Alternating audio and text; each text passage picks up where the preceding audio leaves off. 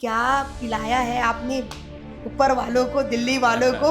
बस से हट ही नहीं रहे हैं और दूसरा कोई आ नहीं रहा है। 2 साल के अंदर हम लोग काम किए और सतत पार्टी के लिए काम कर रहे हैं। आला कमान देख रही है। मुश्किल से कहा जाए तो सरकार बनी थी, लेकिन बहुमत की सरकार। आखिर ऐसा क्या हुआ दोबारा सरकार नहीं बनी? कहीं ना कहीं भारतीय जनता पार्टी के प्रोपोगेंडा की वजह से कहीं ना कहीं जनता धोखे में आ गई। लगता नहीं ये ओवर कॉन्फिडेंस जो आप लोग को जीत को लेकर था, वो आप लोग को ले डूबा। मतलब चुनाव जीतने के लिए साम दाम दंड भेद भारतीय जनता पार्टी ने अपनाया और पद और पावर का दुरुपयोग उन्होंने किया है। कांग्रेस में कोई भी जो होता है, जो अपने आप को नेता मानता है, उसे दिल्ली दरबार में माथा टेकना पड़ता है। हमारे पास सीनियर और अनुभवी नेता है। हाँ, रही बात दिल्ली दरबार, वो तो हमारा आला कमान है। हमारे कामों की समीक्षा करना तो दिल्ली दरबार तो उनका तो अधिकार है। अच्छा, आपके नेता राहुल गांधी संविधान की बुक लेकर चले थे, संविधान की बातें करते थे।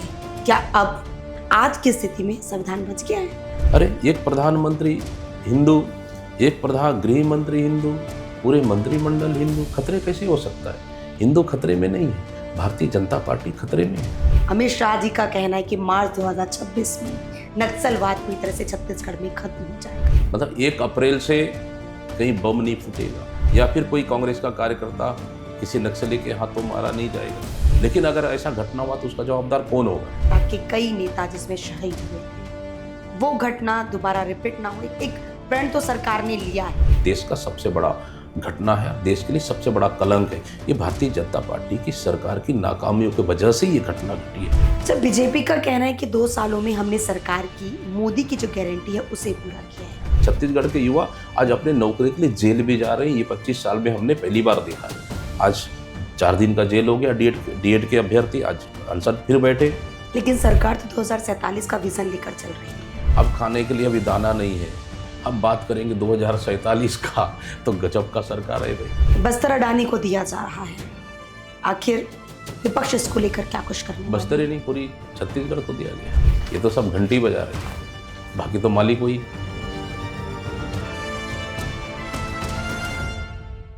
नमस्कार, मैं हूं अंकिता शर्मा और अनफिल्टर्ड बातों में आपका स्वागत है।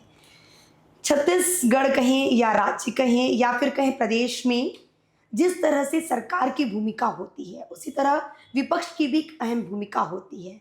इस अहम भूमिका को छत्तीसगढ़ में निभा रहे हैं दीपक बैज जी। कांग्रेस के प्रदेश अध्यक्ष हैं दीपक बैज जी, आज के हमारे मेहमान हैं। इनसे हम जानते हैं कि आखिर क्या कुछ छत्तीसगढ़ में चल रहा है और क्या कुछ करने वाले हैं। दीपक बैज जी, बहुत बहुत स्वागत है आपका। जी, बहुत बहुत धन्यवाद। कार्यकाल खत्म हो चुका है, लोग टकटकी लगाए बैठे, प्रदेश अध्यक्ष बदलेगा। कि क्या पिलाया है आपने ऊपर वालों को, दिल्ली वालों को? बस से हट ही नहीं रहे हैं और दूसरा कोई आ नहीं रहा है, या यूं कहें कि आपका काम बोल रहा है। नहीं, देखिए, अभी तो कार्यकाल 6 महीने बाकी है और हाईकमान ने मुझे इस पोस्ट में बिठाया ताकि मैं पार्टी को मजबूत करने के लिए काम करूं और कार्यकर्ता को बात सुने, पार्टी को मजबूत करने के लिए काम करें और सरकार की मुद्दों को लेकर लड़ाई लड़ें, आम जनता की आवाज़ उठाएं, सरकार की नाकामियों को जनता तक पहुंचाएं। हम लोग देखिए, वास्तव में विधानसभा चुनाव सोचे भी नहीं थे कि सरकार नहीं बनेगी, तो कल्पना से विपरीत हो गया। लोकसभा में परिणाम भी पूरे देश का तो आप देखें, लेकिन उसके बाद भी सबसे बड़ी चीज़ है कि पार्टी को इन विषम परिस्थितियों में आप किस तरह से पार्टी के लिए आप काम कर रहे हो। कार्यकर्ताओं के बीच मनोबल अगर आपका कम है, उस मनोबल कैसे उठाओगे और मनोबल को बढ़ा उठाकर फिर घर से बाहर निकाल कर काम करना। तो कहीं ना कहीं हम लोगों ने इस 2 साल के अंदर हम लोग काम किए और सतत पार्टी के लिए काम कर रहे हैं। आला कमान देख रही है, जनता देख रही है, कार्यकर्ता देख रहे हैं, नेता देख रहे हैं। तो सवाल नहीं, हम लोग एक दिन भी घर में हम लोग मतलब बेकार के नहीं बैठे। मतलब हर दिन कहीं ना कहीं हम लोग का रूटीन का काम है पार्टी का, और उसी का नतीजा है कि बेहतर रूप से पार्टी का काम कर रहे हैं और आला कमान भी देख रहे हैं। और आला कमान भी लगातार हम लोग का रिपोर्ट लेते रहती है, फीडबैक लेते रहती है। अभी पिछले ही 26 जनवरी को एक बैठक हुई, फिर उसके बाद 29 जनवरी को एक बैठक हुई। तो इस तरह से लगातार हम लोग की बैठकें भी चल रही है। क्या यूं कहें कि युवा होने का फायदा आपको मिल रहा है? यूथ जिस तरह से काम करते हैं वो काम आप प्रदेश अध्यक्ष के रूप में मिलकर कर रहे हैं इस वजह नहीं, से? ये तो सच्चाई है कि राजनीतिक में युवा होने का फायदा भी मिलता है और मिल रहा है। देखिए, यूथ होने का मकसद क्या है? एक नए सोच के साथ नए जनरेशन जेड जेनजी जेन जी। जेनजी जेड से हाँ, ऊपर जी तो बिल्कुल। जेन जी जेड अब उनको समझ पाए हम लोग, तो हम लोग वर्किंग ज़्यादा कर पाए, दौड़ ज़्यादा पाए और एक नए सोच के साथ काम कर पाए। तो कहीं ना कहीं युवा होने का राजनीतिक में तो फायदा तो मिल रहा है। भले छत्तीसगढ़ में बीजेपी की सरकार हो लेकिन जनता अभी भी कांग्रेस को याद कर रही है। बिल्कुल। लेकिन कहा जाए भूपेश बघेल की कार्यकाल कहा जाए, चंदास महंत का कार्यकाल कहा जाए, लेकिन या आपका कार्यकाल कहा जाए, सब समान नजर क्यों नहीं आता? आखिर क्यों सब एकजुट मिलकर काम क्यों नहीं कर पा रहे हैं आप लोग? नहीं, देखिए, सबकी अपनी अपनी भूमिका है। महंत जी नेता प्रतिपक्ष है, बखूबी वो विधानसभा के अंदर अपनी भूमिका निभा रहे हैं और पार्टी को हमेशा मदद भी करते हैं। कहीं अगर हमारे साथ खड़े नहीं भी हो पा रहे व्यस्तता की वजह से, लेकिन हम लोग उनसे बाकायदा संवाद स्थापित किए हुए हैं। रही बात भूपेश बघेल जी, उनकी जिम्मेदारियां बढ़ गई है। अभी वो पंजाब के इंचार्ज हैं, एआईसीसी के, अब ऑल इंडिया कांग्रेस कमेटी के महासचिव हैं, प्लस पंजाब के प्रभारी हैं। साथ ही उनको असम का अभी जिम्मेदारी भी दी गई है, सीनियर ऑब्जर्वर बनाया गया, वहाँ चुनाव है। तो कहीं ना कहीं उनकी भी अलग अलग जवाबदारी है। तो बाबा साहब की अलग जवाबदारी है, उनको पांडिचेरी और अपना तमिलनाडु का अभी उनका स्क्रीनिंग कमेटी में उनको जिम्मेदारी दी गई है। तो सभी नेताओं की अपनी अपनी जवाबदारी से काम करें। लेकिन जहाँ छत्तीसगढ़ की बात आई है, आप देखेंगे हम लोग जहाँ पायलट सर आते हैं, कोई बड़ा प्रोग्राम होता है, हम लोग सब एक साथ फिर एक मंच में आकर हम पार्टी को मजबूती के साथ हम लोग सरकार के खिलाफ लड़ाई लड़ते हैं। इसी का नतीजा है हम लोग इस सरकार को 2 साल के अंदर इतने बैकफुट में हम उनको ले गए हैं, इतना बैकफुट में चली गई है। आज सरकार को 2 साल के अंदर हम जनता के बीच में हम फेलियर साबित करने में सफल रही।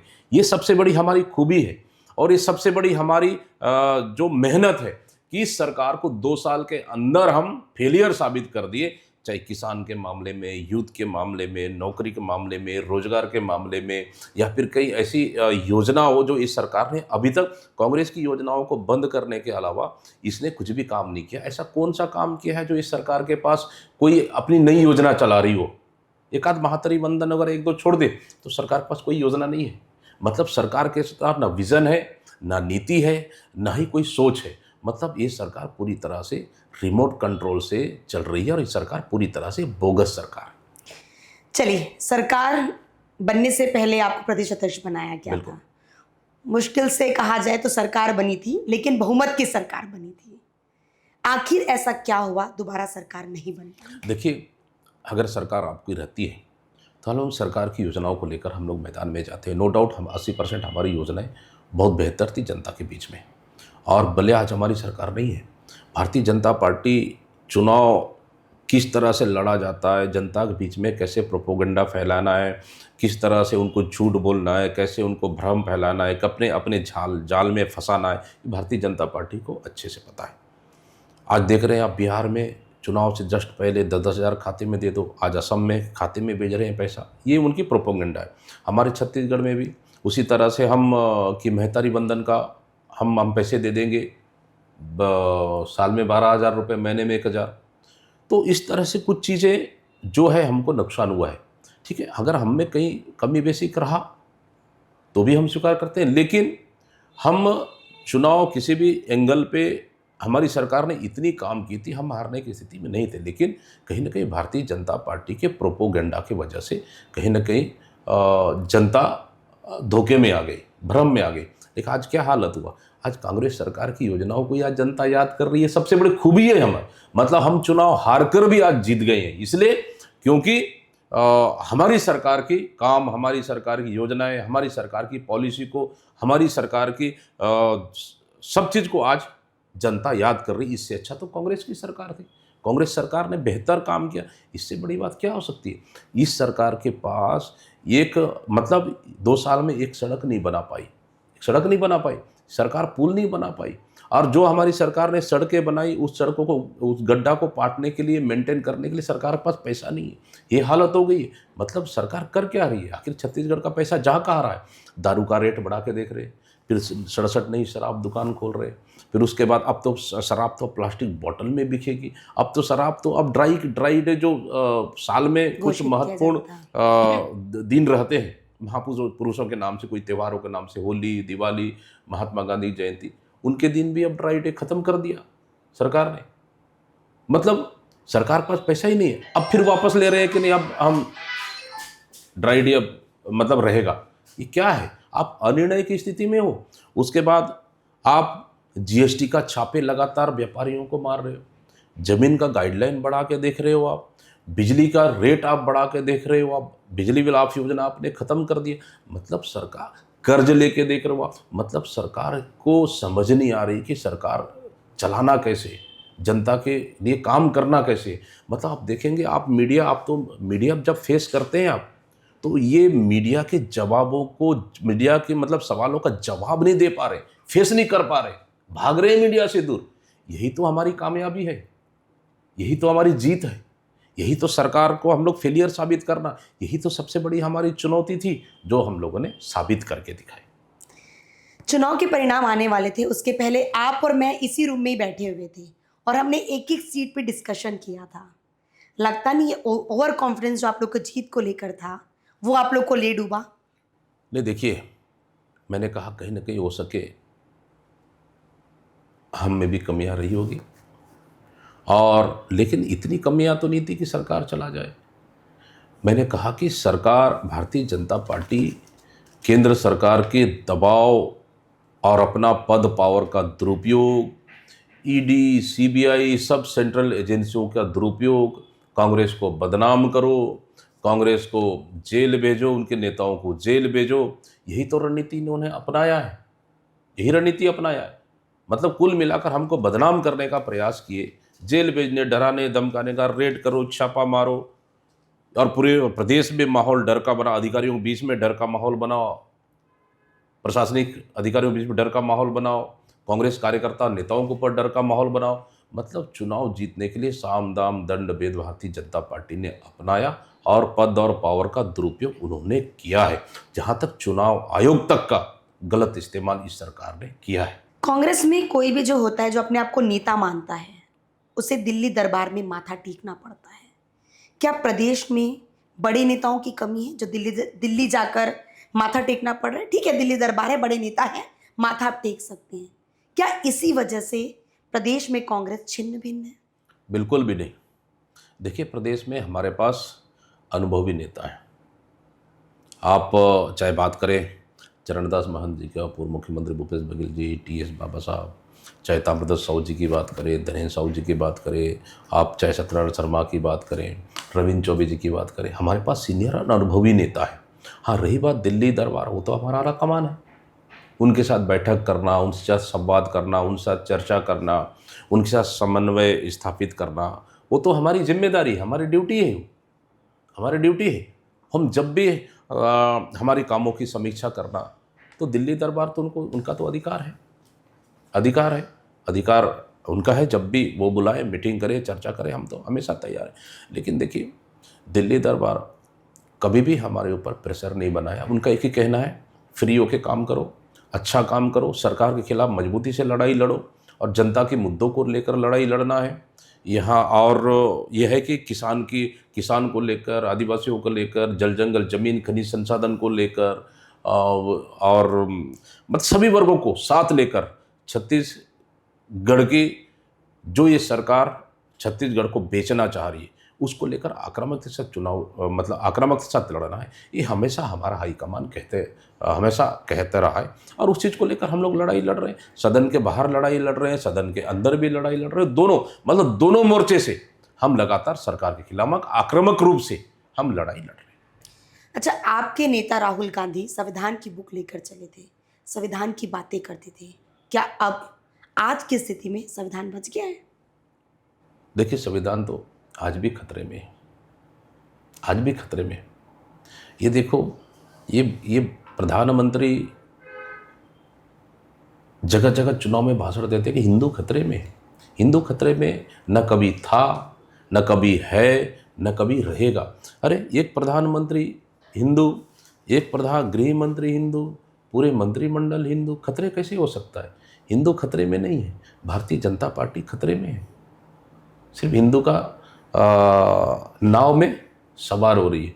खतरे में तो भारतीय जनता पार्टी है, खतरे में तो देश की आम जनता है, खतरे में तो लोकतंत्र है, खतरे में ये है। इसको आम जनता को समझना पड़ेगा। और आज देखेंगे आप, राष्ट्रीय मुद्दे, आज चाइना हमारे सीमा पे घुस आई तो खतरा किस पे है? उस पे बात नहीं करते ये। आज पहलगांव हमला हुआ, बड़े दावा किए 370 हट जाएगा, आतंकवाद खत्म हो जाएगा, नोटबंदी लगा दी, आतंकवाद खत्म हो जाएगा। आज पहलगांव में हमला हुआ, ऑपरेशन सिंदूर चलाया, हमारी पूरी पार्टी, शीर्ष नेता सरकार के साथ खड़े थे, हम भी खड़े थे। क्या हुआ? ट्रंप के एक धमकी के बाद युद्ध विराम रुक गया, और लगातार ट्रंप आज भी धमकी दे रहे हैं। मतलब प्रधानमंत्री की, मोदी जी की हम भविष्य खत्म कर देंगे, मतलब किस तरह की धमकी है? लेकिन हमारे प्रधानमंत्री जी एक शब्द नहीं बोल पा रहे हैं। आखिर क्या कमजोरी है प्रधानमंत्री जी की ट्रंप के पास? कुछ बोल क्यों नहीं रहे? आप तो बड़ा बड़ा बात करते थे, हम चाइना का लाल आंख दिखा के बात करेंगे, हम बिल्कुल सीना तान के बात करेंगे। क्या हुआ आज? आप तो बिगी बिल्ली बनकर बैठे हो। आप इससे रुपया लगातार आज गिर रहा है, 92 पार हो गया है। आप तो बड़ा गरिमा की बात करते थे, आज गरिमा आपकी नहीं गिर रही है। मतलब प्रधानमंत्री की भाषा, मैं समझता हूँ इस तरह की नहीं होनी चाहिए। रही बात, हमारे नेता मजबूत हैं, चाहे राहुल गांधी जी की बात करें, राहुल गांधी जी संविधान लेकर निकले थे लोकतंत्र को बचाने के लिए, 400 पार का नारा देने वाले 240 में सिमट गए, और हमारी सीट बढ़ी है, कमी नहीं हुई है। और आज भी लगातार देश में हमारे नेता राहुल गांधी जी का लगातार लोकप्रियता बढ़ रही है। आप उसका देखिए, नरवणे जी का किताब, आज क्या हुआ? चाइना में घुस गए, नरवणे जी पे चर्चा नहीं करना चाह रहे। प्रधानमंत्री जी सिर्फ लोकसभा में अपना भाषण छोड़ के राज्यसभा जाके दे रहे। आप बोलते 56 इंच का सीना, ये कैसा 56 इंच का सीना है? आप अपने सदन में, ओम बिरला जी बोल रहे हैं लोकसभा अध्यक्ष का कि उनको खतरा है। अरे अपने सदन में, अपने सांसदों के बीच में किस चीज़ का खतरा है?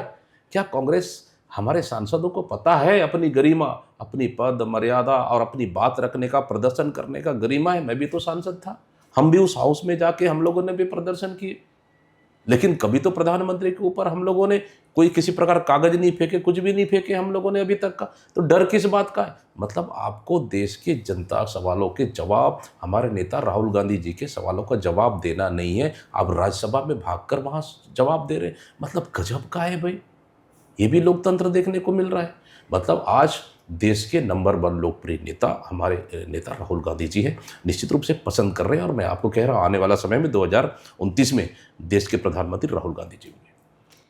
चलिए छत्तीसगढ़ की बात करते हैं। छत्तीसगढ़ में बीजेपी ने आदिवासी चेहरे को मुख्यमंत्री बनाया। आने वाले कुछ महीनों, सालों बाद चुनाव है छत्तीसगढ़ में। आप आदिवासी क्षेत्र से आते हैं, क्या कांग्रेस छत्तीसगढ़ में आपका चेहरा सामने करके, सीएम का चेहरा सामने करके चुनाव लड़ेगी? देखिए, बड़ा कठिन सवाल है, और मैं कभी भी बड़ा सपना मैं नहीं देखा। मैं अपने मेरी बात करूँ तो मैं अपने कर्मों पर हमेशा भरोसा रखा हूँ।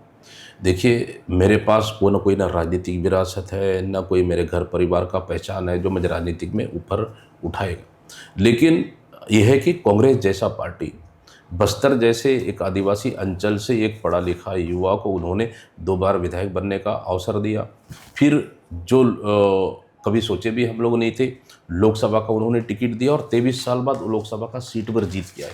और बस्तर की मुद्दों को बाकायदा हम लोकसभा के मंच पर रखे पूरी देश और दुनिया देखा है।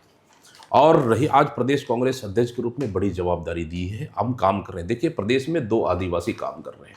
एक तरफ प्रदेश सरकार के मुखिया के रूप में एक आदिवासी मुख्यमंत्री काम कर रहा है, दूसरी तरफ एक देश का सबसे बड़ा पार्टी कांग्रेस पार्टी, उस अध्यक्ष के रूप में दीपक बैज आदिवासी काम कर रहे हैं। दोनों में अंतर है। एक आदिवासी सिर्फ छत्तीसगढ़ के जल जंगल जमीन को बेचने का काम कर रहा है कौड़ी के भाव पे अपने चहेते उद्योगपतियों को। एक आदिवासी छत्तीसगढ़ के जल जंगल जमीन को बचाने के लिए लड़ रहा है। अंतर इतनी है। देखिए, मैं कभी कोई बड़ा सपना मैंने कभी नहीं देखा। मैंने अपने कर्मों पर हमेशा भरोसा किया है। मैं कभी सोचा नहीं था प्रदेश अध्यक्ष बनूंगा, आला कमान ने बना दिया। तो हमारा सपना मुख्यमंत्री बनना नहीं है। हमारा सपना है छत्तीसगढ़ को इस भारतीय जनता पार्टी एक मतलब इनसे हमको बचाना है। छत्तीसगढ़ को, यहाँ के आदिवासियों को, यहाँ के जल जंगल जमीन, यहाँ खनिज संसाधन को, यहाँ गरीब जनता को, यहाँ के मजदूरों को, यहाँ के व्यापारियों को, छत्तीसगढ़ को बचाना है। इसलिए हमको सरकार लाना जरूरी है। इसलिए हम सिर्फ सरकार लाने के लिए हम काम कर रहे हैं। सरकार लाएंगे तो हमारे पास कई पद है। मुख्यमंत्री तो एक पद है, उसके अलावा उप मुख्यमंत्री अब सृजन कर दिए। ठीक, 2-3 उप मुख्यमंत्री बन सकते हैं। मंत्री अब तो मुख्यमंत्री और मंत्री से 14 बन सकते। तो क्या दिक्कत है? हमारे पास कई जगह खाली है। काम करने वाले कहीं भी जगह बना लेंगे, कहीं भी काम कर लेंगे। जरूरी थोड़ी है कि हम मुख्यमंत्री ही बनेंगे। नहीं, हमारे पास कहीं जगह खाली है, हम कहीं भी एडजस्ट होकर काम कर लेंगे। हमें उसकी कहीं भी चिंता नहीं है। चलिए, आप बस्तर से आते हैं। अमित शाह जी का कहना है कि मार्च 2026 में नक्सलवाद पूरी तरह से छत्तीसगढ़ में खत्म हो जाएगा और इसके लिए सरकार प्रयास भी कर रही है और हिडमा जैसे बड़े नक्सली को उन्होंने हटा दिया है। क्या लगता है, वाकई 2026 में नक्सलवाद छत्तीसगढ़ में खत्म हो जाएगा? देखिए, हम भी चाहते हैं कि बस्तर में शांति आना चाहिए और सरकार तो दावा कर रही है कि 31 मार्च लास्ट डेडलाइन है, उसके बाद नक्सलवाद खत्म हो जाएगा। अच्छी बात है, हम भी चाहते हैं खत्म हो जाए। लेकिन क्या 31 मार्च के बाद मतलब 1 अप्रैल से कहीं बम नहीं फूटेगा? 1 अप्रैल से कहीं मुठभेड़ नहीं होगा? 1 अप्रैल के बाद कहीं फर्जी मुठभेड़ नहीं होगा? 1 अप्रैल के बाद कोई आदिवासी नक्सली के नाम से जेल भेजे नहीं जाएंगे, या आदिवासियों को फर्जी एनकाउंटर नहीं होगा, या फिर नक्सली के नाम से आदिवासी प्रताड़ित नहीं होंगे, या फिर कोई कांग्रेस का कार्यकर्ता किसी नक्सली के हाथों मारा नहीं जाएगा। हम तो यही विश्वास करेंगे ना। चलो देखते हैं 1 अप्रैल के बाद। हमें उम्मीद है ऐसा ना हो तो ज़्यादा अच्छा है। लेकिन अगर ऐसा घटना हुआ तो उसका जवाबदार कौन होगा? फिर कहीं ऐसा ना हो कि फिर बनाना, नया बहाना शुरू कर दे, फिर इसको आरोप लगाना शुरू कर दे, उसको आरोप लगाना शुरू कर दे, कि ऐसा फिर बहाना ना खोजे। चलिए, लेकिन लगता नहीं कि जिस तरह से नक्सली घटना घटी थी और आपके कई नेता जिसमें शहीद हुए थे, वो घटना दोबारा रिपीट ना हो। एक प्रण तो सरकार ने लिया है, क्या आप लोग उनके साथ हैं? क्यों नहीं? देखिए, जहाँ भी हिंसा है, हिंसा का समर्थन कांग्रेस पार्टी ने कभी नहीं किया, क्योंकि हमारी पार्टी झीरम घाटी जैसे घटना को बहुत करीब से देखा है, जहाँ हमने इतने जवान और नेता हम लोगों ने एक साथ खोया है। देश का सबसे बड़ा घटना है, देश के लिए सबसे बड़ा कलंक है। ये भारतीय जनता पार्टी की सरकार की नाकामियों की वजह से ये घटना घटी है, वो चीज़ हम नहीं भूल सकते। तो इस तरह हम भी चाहते हैं कि बस्तर साफ होना चाहिए, क्लियर होना चाहिए, अच्छा होना चाहिए। लेकिन फिर हमारा ये कहना है कि 1 अप्रैल के बाद से फिर सरकार को कहीं नई बहाना न ढूंढना पड़े, बस इस पे उनको अडिग रहना चाहिए। बिल्कुल। देखिए, आप बस्तर से आते हैं तो आपके घर वाले कभी नहीं बोले कि नेतागिरी क्यों कर रहे हो? क्योंकि आप जब आए उसमें नक्सलवाद बहुत पनप रहा था। अभी भी स्थिति है पर थोड़ी कम हुई कह सकते हैं। उस समय डर नहीं था? घर वाले नहीं बोलते थे कि क्यों नेतागिरी कर रहा है, क्यों चुनाव लड़ रहा है, चुपचाप घर में बैठ? सच्चाई है, सच्चाई। देखिए, एक तो पिताजी का सपना था कि कम से कम एक बेटा राजनीति में आना चाहिए, और दादाजी ग्राम पंचायत स्तर पे राजनीति करते थे, उनका भी सपना था। आज दोनों नहीं रहे हम लोग बीच में, पिताजी भी नहीं है और दादाजी भी नहीं है। लेकिन ये सच्चाई है कि बस्तर जैसे क्षेत्र में राजनीतिक रूप से काम करना इतना आसान नहीं। मैं स्वयं कई बार बीजापुर के सांसदों ने साथ, पिछले जब कार्यकाल थी हमारी पास, बीजापुर, भोपालपट्टनम, सुकमा, कोंटा, इधर आप नारायणपुर, कई जगहों में हम लोग गए। बाई रूट मैंने काम किया। विधायक रहते हुए मेरा क्षेत्र भी नक्सल प्रभावित क्षेत्र था। 3 किलो से अधिक हम लोगों ने बम के ऊपर से मेरी गाड़ी गुजरी है। वो चीज़ हम लोगों ने बहुत करीब से देखी है। तो घर वालों में तो डर तो रहता था। कहीं हम लोग नक्सल प्रभावित एरिया अगर जा रहे हैं, ऐसे क्षेत्र में गया मैं जहाँ मैं विधायक बना था, ऐसे क्षेत्रों में गया जहाँ आज तक कोई विधायक वहाँ तक नहीं पहुँच पाया था। उन क्षेत्रों में जाकर हम लोग लोगों का भरोसा जीते। रिश्त तो है राजनीति, लेकिन घर वालों में हमेशा डर बने रहता था। उनको पहले एक दिन पहले पता होता था कि हम किस एरिया में जा रहे हैं, हम बताते थे बाकायदा उनको।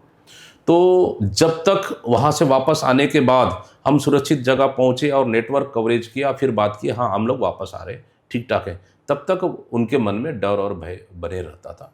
वो चीज़ भी हम लोगों ने देखा है। बहुत बार ऐसा आया है कि जान से बड़ा राजनीतिक नहीं है, लेकिन राजनीतिक एक जनसेवा है। हम लोग उसको अपने हथेली पर लेकर निकले हैं, संकल्प लेकर निकले हैं, तो फिर अब तो पीछे मुड़कर नहीं देखेंगे। चाहे अंतिम सांस चले जाए हमारा, जनता की सेवा करते करते तो भी पीछे नहीं हटेंगे। अच्छा, कभी कोई फ़ोन कॉल अंदर से आया है क्या? अगर यहाँ आप पहुँचे तो आप ज़िंदा नहीं बचेंगे? नहीं, अभी अच्छा तक तो मतलब मेरे साथ तो कभी इस तरह की घटनाएं तो नहीं घटी कि नक्सलियों का फ़ोन आया हो या वो मेरे को उनके मीटिंग में कभी गया हूँ या फिर हम लोग के घर में कभी आए हो या फिर कभी इस तरह की कोई मतलब इस तरह की कभी इस तरह की घटनाएं नहीं घटी।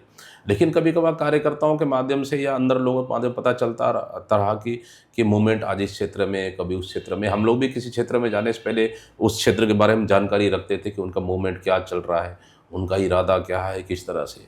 तो बहुत सतर्कता सावधानी हम लोग हमेशा बरते हैं और आज भी हम लोग को बरतना चाहिए।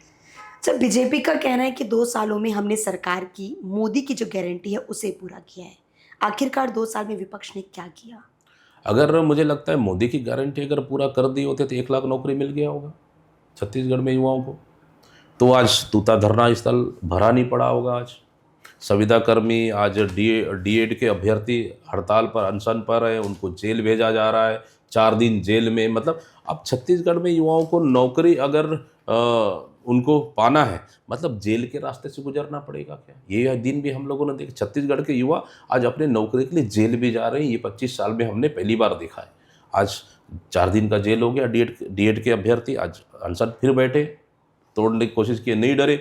आज रसोईया संघ हड़ताल बैठे, संविदा कर्मचारी लगातार हड़ताल कर रहे हैं। तो मुझे लगता है पूरा उनका मांग हो गया होगा। या फिर 500 रुपये में गैस तो मिल रहा होगा छत्तीसगढ़ की जनता को, है नहीं? तो आज अगर उनके वादों आज 2 साल में ना, आज 2 साल तक उनके एक भी वादे को हमने टच नहीं किया है अभी तक। एक भी वादे, क्योंकि ये सरकार एक भी वादे पूरा की नहीं है। हाँ, लेकिन 2 साल पूरा आ गया, उनके वादों को अभी हम याद दिलाएंगे घोषणा पत्र लेकर। हाँ, लेकिन छत्तीसगढ़ में इन्होंने अब तक एक भी नया स्कूल नहीं खोला, लेकिन 67 नई शराब दुकान खोल दी। अब प्लास्टिक में शराब बेचेंगे, ठीक। 10,463 स्कूल इन्होंने बंद कर दिया। अस्पतालों में आयुष्मान कार्ड का पैसा, इलाज के लिए गरीबों को पैसा देने के लिए इनके पास पैसा नहीं है। आज इलाज बंद हो रहा है। नकली गोली, नकली दवाई, नकली सिरप बिक रहा है अस्पतालों में। आज 108 एम्बुलेंस कहीं खड़े हो जा रही है। आज खटिया में ढोके आज अस्पताल ले जा रहे हैं। सड़कों के हालात आप देख सकते हैं। सरकार कर क्या रही है? सिर्फ जल जंगल जमीन को बेच दो। छत्तीसगढ़ को आने वाला 5 साल के अंदर ये सरकार गिरवी रखने वाली है, गिरवी रखेगी छत्तीसगढ़ में। हमारे पास देखिए, किसी भी सरकार कोई भी दोहन करेगी खनिज संसाधन का। हम नहीं बोल रहे हैं दोहन नहीं होना चाहिए, होना चाहिए, लेकिन दोहन क्या आप 5 साल में पूरी संसाधन को बेच दोगे क्या? आने वाला 100 साल के लिए क्या सुरक्षित कर रहे हो आप उसको सुरक्षित करने के लिए आपके पास प्लान क्या है? आप तो 5 साल का सरकार बना लो और पूरी सरकार का खनिज, जनता का खनिज संसाधन उद्योगपति को सौंप दो, चुपचाप घर बैठे रहो। यही प्लान है ना बीजेपी का, सरकार का। लेकिन हम ऐसा नहीं होने देंगे। प्लान होनी चाहिए, ठीक है। कभी राज्य सरकार काम कर ले, केंद्र सरकार समन्वय से काम कर ले, हमें कोई आपत्ति नहीं है। लेकिन पूरे खनिज संसाधनों को उठा के एक ही उद्योगपतियों को 2 उद्योगपति सौंप दो, बाकी हाथ मलते बैठ जाओ। यही तो चल रहा है अभी। लेकिन सरकार तो 2047 का विजन लेकर चल रही है। अब खाने के लिए अभी दाना नहीं है। अब बात करेंगे 2047 का, तो गजब का सरकार है भाई, गजब का सरकार है।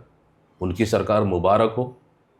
यहाँ कलेक्टर ऑफिस जल रहा है, लाइन हार्डर बलरामपुर में एसडीएम बकायदा अवैध खनन रोकने की जगह उन अनवैध खनन रोकने वालों के ऊपर मर्डर कर रहे हैं यहाँ। आप देखेंगे फिंगेश्वर में 3 घर जला दिए जाते हैं, लोहारडी में घर जल रहा है वहाँ।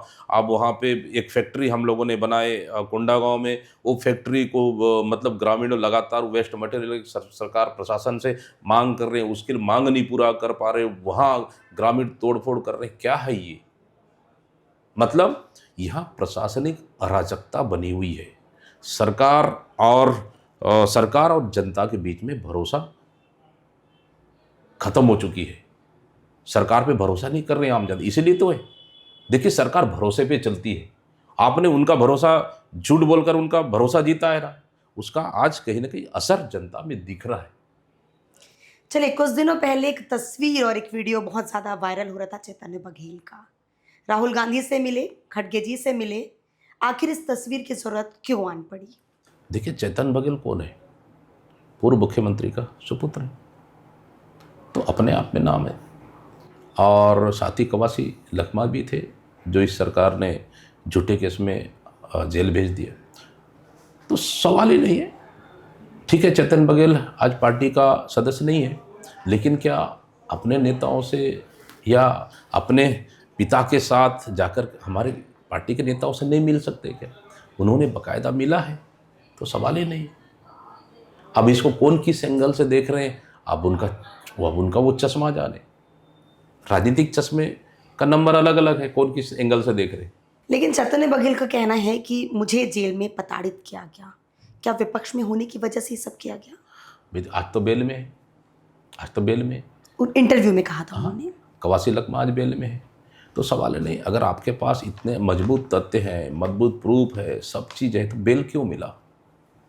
मामला तो न्यायालय में है, न्यायालय फैसला करेगा।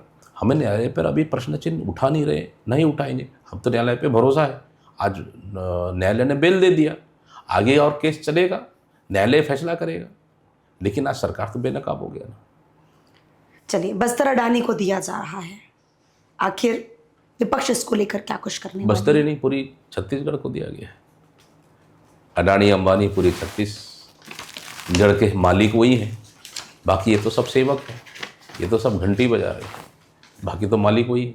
आप पर एक आरोप लग रहा था कि जो कन्वर्टेड हो रहे हैं वो आपकी वजह से हो रहे हैं, आपकी सरकार की वजह से हो रहे हैं। ये भी आरोप है कि कहीं आप भी कन्वर्टेड तो नहीं है? क्या है, देखो, दीपक बैज का राजनीतिक में मुकाबला करना चाहिए, है नहीं भाई? कई लोग, आप भी तो बड़े बड़े मंत्री रहे हैं, आज भी मंत्री हो आप। मैं तो मंत्री नहीं रहा हूँ, मैं तो सिर्फ सांसद रहा हूँ। 2 बार का विधायक रहा हूँ, 1 बार सांसद रहा हूँ, आज प्रदेश कांग्रेस का अध्यक्ष हूँ।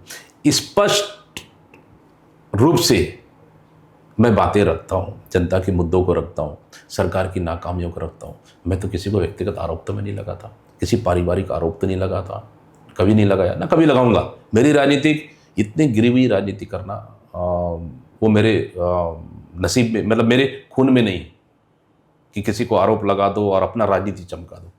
आपको दीपक भाई जैसे मेहनत करना चाहिए, दिल जीतना चाहिए, भरोसा जीतना चाहिए। और लेकिन आपके पास कोई मुद्दा है नहीं तो आरोप लगा दो कि दीपक भाई कन्वर्ट हो गया। मैंने तो नोटिस जारी कर दिया, नोटिस तो एक भी नहीं आया उनका।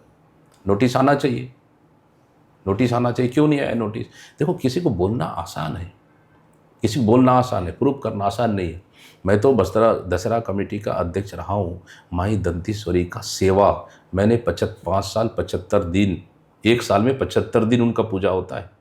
मैं उनका सेवा एक छोटा सा उनका सेवक के नाते हमेशा उनके पूजे विधान में बस्तर दशहरा कमेटी का 5 साल, हर साल 75 दिन खड़े होके बाकायदा उनका पूजा सेवा किया हूँ। मैं दंतेश्वरी माई को मानता हूँ। चलिए, मानते हैं। इस तरह से आरोप को किसी राजनीतिक रूप से बदनाम करना है, तो इस तरह से आरोप लगाकर आप चंद दिनों के लिए सफल हो सकते हो, लंबे राजनीतिक नहीं कर सकते। बस्तर की जनता जानती है अच्छे से। तो दीपक बैज अपने कार्यकर्ताओं के दिल में जगह क्यों नहीं बना पा रहे? क्योंकि उनके ही कार्यकर्ता हैं जो उन पर इस तरह का आरोप लगाते हैं। कहीं भी नहीं। देखिए, जब भी मुसीबत आया, मेरा एनएसआई कार्यकर्ताओं को थाने में एफआईआर नहीं हो रहा था, उनके खिलाफ एफआईआर किया गया। हम जब एफआईआर कर रहे थे नहीं हो रहा था, 3 घंटे में थाने में बैठा रहा दीपक भाई एनएसआई कार्यकर्ता के लिए। अभी हमारे श्री कुमार मेमन और हमारे रायपुर शहर और ग्रामीण दोनों अध्यक्ष को जेल में रात को उठा कर ले गए थे। उनके साथ दीपक बैज खड़ा रहा, निशर्त जेल से रिहा छोड़े। और अभी डीएड के अभ्यर्थी 4-5-6 दिन पहले उनको जेल भेज रहे थे, जेल भेजे 11:30-12 बजे रात को मैं उनके साथ खड़ा रहा। भूपेश बघेल जी का जब सीबीआई रेड हुआ, बाकायदा हमारे बड़े लीडर हैं, उनके साथ भी मैंने खड़ा रहा। देवेंद्र यादव की गिरफ्तारी बलौदा बाजार केस में किए, उनके घर भी मैं खड़ा रहा। जब भी मुसीबत आई, चाहे एक छोटा कार्यकर्ता हो या बड़ा नेता हो, बाकायदा एक प्रदेश कांग्रेस अध्यक्ष होने के नाते हमेशा खड़ा रहा। और आज कार्यकर्ताओं का भरोसा हम जीते हैं, इसलिए तो 2 साल में पार्टी को आज ज़मीन से उठाए और सरकार के खिलाफ संघर्ष करते हुए आज सरकार को फेलियर साबित करने में हम सफल रहे। ये सिर्फ हमारी मेहनत, कार्यकर्ता भरोसा और हमारी पार्टी के प्रति विश्वास और भरोसा साथ हमारा काम। चलिए आखिरी सवाल, कुछ ही महीने बचे आपके कार्यकाल को, दीपक बैज अगला प्रदेश अध्यक्ष किस तरह से चाहते हैं, किस तरह से कामकाज करे? वो काम तो कर रहे हैं, काम कर रहे हैं। हाईकमान समीक्षा कर रही है, अभी पिछले दिन ही समीक्षा हुई। बेहतर प्रदेश में काम कर रहा है, सभी नेताओं के साथ समन्वय बनाते हुए। और पार्टी का जो निर्देश होगा दीपक बैज के सराखों पर। लेकिन मैं अभी भी कह रहा हूँ कि मैं पार्टी का छोटा सा कार्यकर्ता हूँ और हर काम को किस तरह से करना है वो मुझे बखूबी पता है। और ईमानदारी के साथ काम करना, लगन के साथ काम करना, वो अच्छे से मैं जानता हूँ। और पार्टी जो जिम्मेदारी देगी, पार्टी जो करे, पार्टी जो निर्णय लेगी, और मुझे लेकिन छत्तीसगढ़ में सरकार बनाना हमारा एक मकसद है। और इस सरकार को उखाड़ कर फेंकना ये हमारा मकसद है। उस एंगल पर हम लोग काम कर रहे हैं, इसलिए बिल्कुल भी कहीं कोई चीज़ के तनिक भी हमको चिंता नहीं। चलिए, आपके कार्यकाल में अगला चुनाव अगर होता है तो क्या छत्तीसगढ़ में फिर से कांग्रेस आ पाएगी? ऐतिहासिक बहुमत से सरकार बनेगी। चलिए, ये थे हमारे साथ दीपक बैज, इनका साफ तौर पर कहने की अगर अगली बार सरकार आती है कांग्रेस की तो बहुमत की सरकार आएगी। अब उम्मीद जताते हैं कि जनता जनार्दन आखिर इनके पक्ष में वोट करती है या फिर से इन्हें विपक्ष के साइड में बैठना पड़ेगा। धन्यवाद दीपक जी, आपका बहुत बहुत धन्यवाद। फिर मिलेंगे अगले नए कार्यक्रम में किसी नए मेहमान के साथ। तब तक के लिए नमस्कार।